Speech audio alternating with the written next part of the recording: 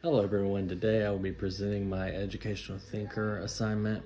For my educational thinker assignment, I chose the 17th century Enlightenment thinker John Locke. John Locke is seen as the father of liberalism in education, and as well, he is most notably known for his ability to influence the way we changed government, his social contract, defining what government looks like, the idea that everyone and that government is by the consent of the governed, and through this we actually see the first idea that really was fundamental in education was the social contract, as these individuals who were now being given a major role in their own government, being able to be given the opportunity to actually change their government, are going to need to have some form of civic education. So as he says that everyone has the right to be governed in the way that they choose, in the way that it's chosen, he also implicates that we need to see more education in what government is. This actually puts a heavy emphasis on civics, and that is still found in today's educational curriculum, that students still are required to learn about their government so that they can be a good citizen, in part helping with their government that is for the governed. The second implication I really want to talk about are in his some thoughts concerning education. John Locke discusses discipline. Now, when we see that discipline, he is coming from a Puritan-run England at the time, and it makes sense that he would have seen this severe Puritan discipline.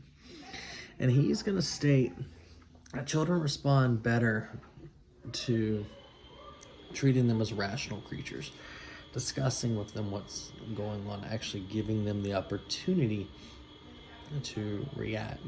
Now, we do see that another Enlightenment thinker of the day, Rousseau, is going to critique this while saying that children do tend to lack morality before they reach the age of reason. We can see this by the fact that a child will do good and bad before they do reach the age of reason. So if we continue to stroke their pride, it's going to end up creating a negative impact on their overall person. So the idea that we need to focus on discipline is going to be a major part, but as well how we're going to discipline is going to make a big difference. So giving them the ability to have a rational explanation and to be a rational creature, but at the same time limiting how far that you could act, limiting how far the discipline is actually applied.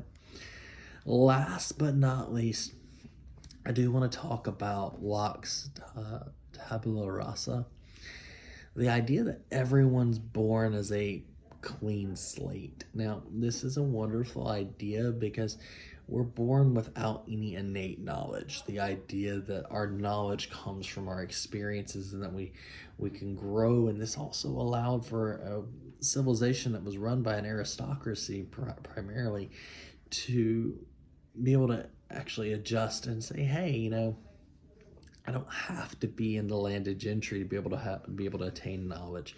And knowledge is based on experience. While this is important, it is also going to exasperate the idea of mental potentiality. And teachers must realize that we're imprinting on our students not only in the curriculum, but also in manners such as values. And these are going onto a clean and moldable slate that everything we do is becoming a major part of who they are. Now, my personal critique of this is Locke identified himself as sometimes a theist, sometimes a deist. Either way, we're going to see where Locke did believe in a creator. Now, with the common idealism and even theistic rationalism, we see that reality is based on what the Creator made. The idea that reality is something that we can obtain, but it's always standard, it's always true because God made it that way. Locke actually steps away from this quasi-Christian deistic view and puts the goal in ascertaining knowledge to the learner through experience instead of being derived by God. This is in complete contrast of what he had prior to his, what we can see, prior idealistic viewpoints.